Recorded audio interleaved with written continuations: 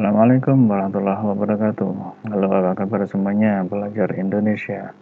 Semoga kalian tetap dalam keadaan sehat ya. Baik, kali ini kita akan lanjutkan materi sebelumnya, yaitu terkait dengan elektrostatika. Ya, elektrostatika gitu ya. Nah, kali ini kita sampai pada kapasitor. Ya, kapasitor. Nah, tentunya mendengar istilah kapasitor gitu ya, adik-adik bertanya-tanya gitu. Tapi sepertinya sudah pernah mendengar gitu ya. Apa sih sebenarnya kapasitor itu? Nah, gitu. Coba kalau misalkan saya munculkan gambarnya seperti ini. Nah, gitu.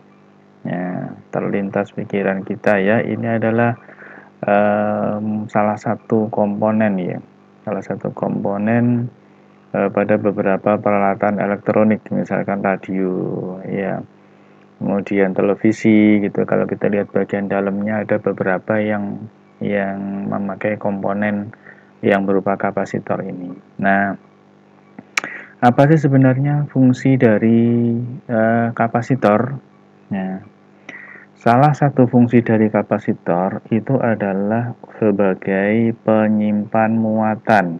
Nah, gitu. Fungsinya adalah untuk menyimpan. Nah, gitu. Menyimpan muatan. Oke. Iya, menyimpan muatan itu adalah fungsi dari kapasitor ini. Nah, gitu. Yang kedua, fungsi dari kapasitor itu adalah untuk memilih panjang gelombang. Iya, memilih. Oke, memilih panjang gelombang. Oke, memilih panjang gelombang. Nah, gelombang di mana? Tentunya pada pesawat penerima radio, nah, gitu ya. Pesawat penerima radio, ya, radio ini ya, radio, ya, gitu. Nah, tentunya semakin canggihnya teknologi, ternyata kapasitor-kapasitor yang seperti ini digantikan dengan komponen-komponen dalam model atau penampakan yang lebih kecil lagi gitu ya. Jadi kapasitor itu yang awalnya gede segini itu akhirnya bisa digantikan dengan kapasitor yang lebih kecil, tetapi ternyata kapasitasnya lebih besar. Nah, gitu ya. Jadi semakin canggihnya teknologi. Tapi intinya sebenarnya prinsip kerja dari kapasitor itu sama. Nah, gitu ya. Prinsipnya sama. Nah, pengertian kalau ini tadi kan fungsinya ya. Apa sih sebenarnya kapasitor itu? Ya. Kalau kita melihat, nah seperti ini berarti ada sesuatu di dalamnya, gitu ya. Ada hal-hal tertentu yang harus kita pahami di dalam kapasitor ini ada apa, gitu. Hingga ada satu istilah yang perlu kita pahami yang kita namakan sebagai kapasitas kapasitor. Nah, ini. Oke, kapasitas. Oke. Ya, kapasitas kapasitor. Oke. Nah, gitu ya, kapasitas kapasitor. Nah, kapasitas kapasitor itu dilambangkan C besar. Ya, kapasitas kapasitor adalah C besar. Apa ini? Itu, ya. Kapasitas kapasitor itu adalah banyaknya muatan listrik, yaitu Q, itu. Banyaknya muatan listrik yang tersimpan ini. Jadi ada muatan listrik ya yang tersimpan di sini, ada dua kaki ini, nanti ada plus ada min di sana, ada panjang ada pendek gitu. Jadi di dalamnya ada muatan yang tersimpan, yaitu Q. Itu ya, jumlah muatan listrik yang tersimpan tiap satuan tegangan, yaitu Q per V. Gitu. Ya, Q per V. Q-nya adalah muatan. Jadi ini muatan. Nah, gitu, muatan. Oke. Dalam satuan kulom. Ya, gitu ya, dibagi dengan tegangan. Oke, tegangan. Oke, satuannya adalah volt. Nah, gitu. Nah, ini definisi dari kapasitas kapasitor. Nah, macam-macam dari kapasitor itu salah satunya ini sudah saya munculkan ini gambarnya adalah kapasitor keping sejajar. Nah, ini namanya keping sejajar. Jadi ini kapasitor keping sejajar. Iya, gitu, keping sejajar. Jadi kapasitor keping sejajar. Nah, kita lihat seperti ini. Ada dua buah plat ini ya, dua buah plat yang dipasang sedemikian hingga keduanya saling berhadapan. Nah, begitu. Nah, kalau dua buah plat ini dipasang berhadapan, ya, kemudian di sisi-sisinya sana dihubungkan dengan sumber tegangan gitu ya. Nah, misalkan seperti itu kan ada plus Q ya gitu ya. Itu adalah muatan positif dihubungkan dengan sumber tegangan positif, di sana dihubungkan dengan sumber tegangan negatif. Nah, seperti itu. Nah, maka nantinya pada plat-plat ini akan terkumpul muatan sesuai dengan jenis muatannya yang diberikan di sana gitu. Maka di sini akan terkumpul muatan negatif, yang di sana akan terkumpul muatan positif. Nah, di antara dua buah plat ini akan terdapat medan ya tentunya. Akan terdapat medan listrik gitu loh. Ini ada arah ke sana. Oh, nah gitu. Arahnya ke situ ya. Nah, yang situ juga gitu. Nah, ada banyak seperti itu ya, ada banyak E di sana. Ada banyak ada banyak medan listrik. Nah, banyaknya garis-garis medan, ya ini terkait dengan besaran fisis yang kita namakan sebagai rapat muatan. Ya, rapat muatan yang dinamakan sebagai TO. Itu ya. TO ini adalah rapat muatan. Nah, kalau area ini seluas A sudah disebutkan di sini ya. Yang namanya rapat muatan itu adalah muatan, banyaknya muatan ini dibagi dengan luasnya atau muatan tiap satuan luas. Nah, gitu. Itu adalah TO. Ya, jadi TO itu adalah rapat. Nah, itu rapat muatan. Oke. Nah, TO-nya adalah rapat muatan. Nah, sehingga kalau kita kembalikan pada definisi dari kuat medan atau banyaknya garis-garis medan ini yang kita lambangkan dengan E gitu ya. E itu bisa kita tuliskan sama dengan ya, jadi E-nya ini ya.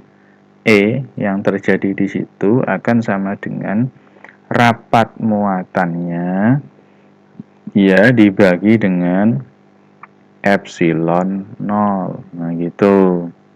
Epsilon 0. Ya. Apa epsilon 0 itu? Ya, epsilon 0 itu adalah permitivitas vakum. Ya, ini adalah permitivitas. Permitivitas vakum. Nah, berapa besarnya epsilon 0 ini ya? Epsilon 0 ini adalah 8,8.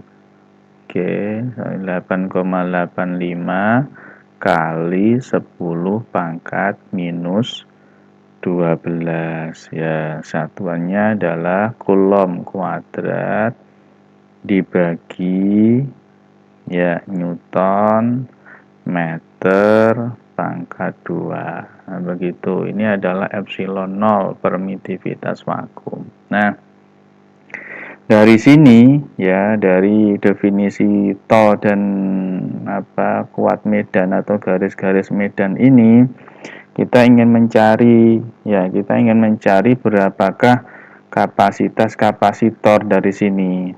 Nah, gitu. Nah, sehingga C-nya kapasitas kapasitor itu bisa kita tuliskan sama dengan, kita tulis ulang ya, Q. Nah, gitu. Nah, ini potensialnya. Potensialnya itu akan sama dengan E ya. Ya, E dikali dengan D. Ya, masih ingat di pertemuan sebelumnya ya, bahwa potensial itu akan sama dengan medan ya, medan listrik dikali dengan jaraknya gitu ya, dibandingkan dengan jaraknya. Nah, ini kita tulis sama dengan Q di sini aja. Ada Q dibagi, nah E-nya apa? Ini tol ya. Oke ya, gitu ya. E-nya itu sama dengan tol, kita bagi dengan epsilon 0 dikali dengan D. Nah, oke, saya lanjutkan di sampingnya sini ya. Sehingga C-nya jadi seperti apa? Oke. Ya, C-nya kita kita coba substitusi yang tol di situ.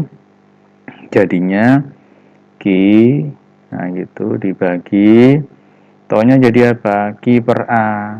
Oke, Q per A. Oke, A ada epsilon 0 dikali dengan D. Oke, Q-nya kita coret. Sehingga tinggal apa? C. C sama dengan, ini pindah ke atas ya, epsilon 0 A kita bagi dengan D. Nah, inilah yang kita namakan sebagai kapasitas kapasitor. Nah, gitu ya. Jadi C-nya itu adalah kapasitas.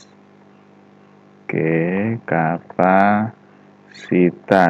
kapasitor.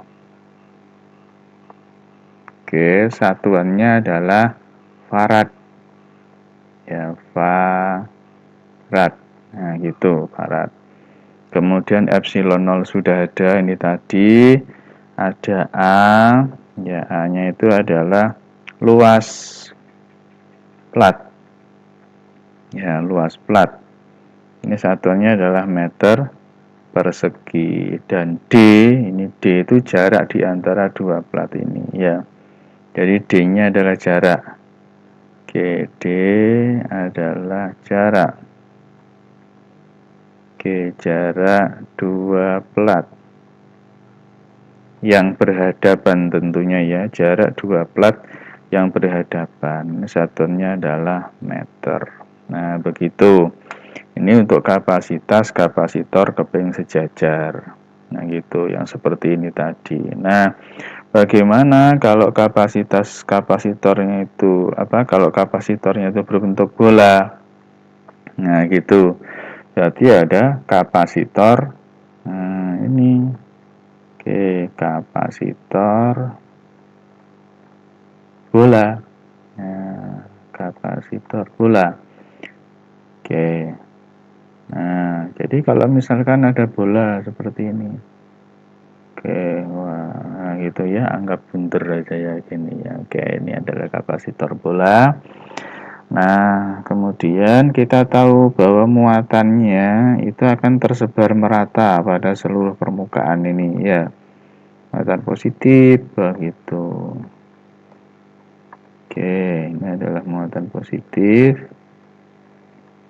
Nah, terus kayak gitu. Nah, kemudian kalau bola itu ternyata mempunyai jari-jari, kalau punya bola itu mempunyai jari-jari sebesar R gitu, maka beda potensial ya, potensial di permukaan.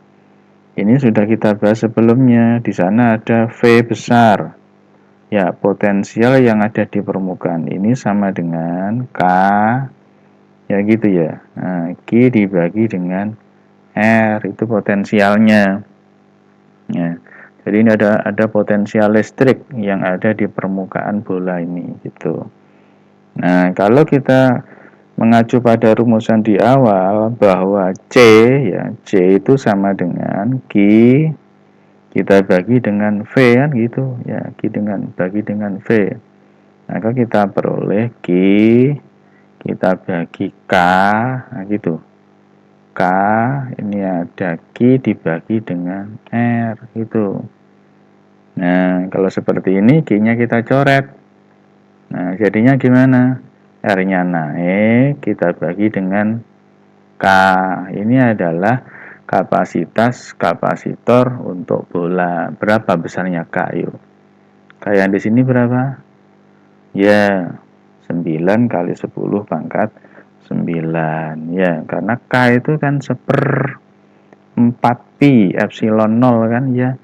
Berarti kalau ini kita tulis juga boleh gini, C sama dengan R, C kita bagi 1/4 pi epsilon 0. Nah, akhirnya C-nya jadi gimana? Naik kan ini menjadi 4 pi ya.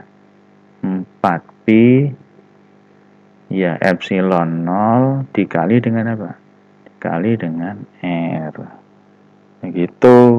Ini kan ya inilah kapasitas kapasitor untuk bola. Nah, gitu.